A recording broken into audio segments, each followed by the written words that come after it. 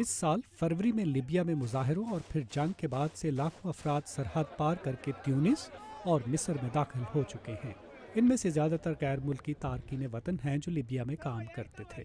ایک اندازے کے مطابق چند ماہ پہلے تک لیبیا میں تقریباً 10 لاکھ تارکین وطن کام کرتے تھے۔ واشنگٹن میں اقوام متحدہ کے ادارہ برائے مہاجرین کے سربراہ ونسنٹ کوشٹیل کہتے ہیں کہ ان تارکین وطن کو اپنے آبائی ملکوں میں بھیجنا بڑا چیلنج ہے۔ لیبیا کی سرحد کے ساتھ تیونس میں چیلنج یہ ہے کہ پناہ گزین مختلف ممالک سے تعلق رکھتے ہیں۔ ان کے آبائی ملکوں کو ان کی واپسی کے لیے انتظامات کرنے چاہیے۔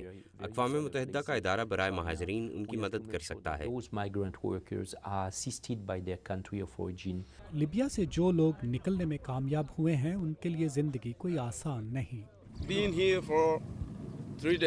میں 3 دن سے یہاں ہوں، کچھ لوگ 7 دن سے ہیں۔ صورتحال اچھی نہیں اور مزید خراب ہو رہی ہے۔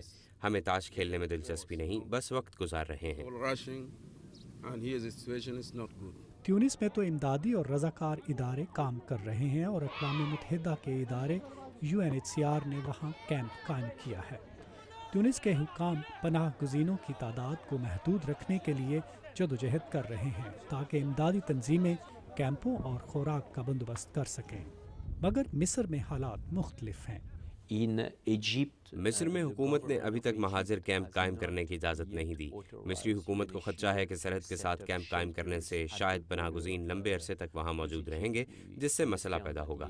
سرحد تو ابھی کھلی ہے، مگر سرحد عبور کر کے مصر میں داخل ہونے والوں کو اپنا بندوبست خود ہی کرنا پڑتا ہے۔ وہ رشتہ داروں یا دوست احباب کے پاس رکتے ہیں۔ شام میں مظاہروں اور سیکیورٹی فورسز کی جانب سے تشدد کے باعث ہزاروں لوگ محفوظ پناہ گاہوں کی تلاش میں ہیں۔ ترکی نے شام کے ساتھ اپنی سرحد کی نگرانی سخت کر دی ہے۔ شام کے شمال میں ترکی کے ساتھ سرحد کے قریب ایک گاؤں میں نقل مکانی کرنے والوں کے لیے خیمے لگائے گئے ہیں، جہاں سے یہ لوگ سرحد عبور کر کے ترکی میں داخل ہوتے ہیں۔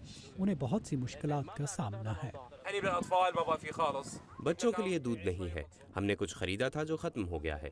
شامی فوج عام شہریوں کو نشانہ بنا رہی ہے۔ یہ تمام لوگ نہیں بچ سکیں گے، اس لیے کہ انہوں نے ان کی فصلیں جلا دی ہیں۔ اب تو اس میں فرقہ واریت کا رنگ بھی آ گیا ہے۔ اقوام متحدہ کے اہلکاروں کا کہنا ہے کہ دوسرے ملکوں میں پناہ لینے والوں کے علاوہ ایک بڑی تعداد اپنے ہی ملکوں کے اندر بھی بے گھر ہوئی ہے، اور ایسے لوگوں کے لیے بھی کوئی خاطر خواہ انتظامات موجود نہیں۔ لوگ انسانی ہمدردی اور یکجہتی کے جذبے کے تحت ان افراد کی مدد کر رہے ہیں۔ ندیم یعقوب، اردو VOA، واشنگٹن۔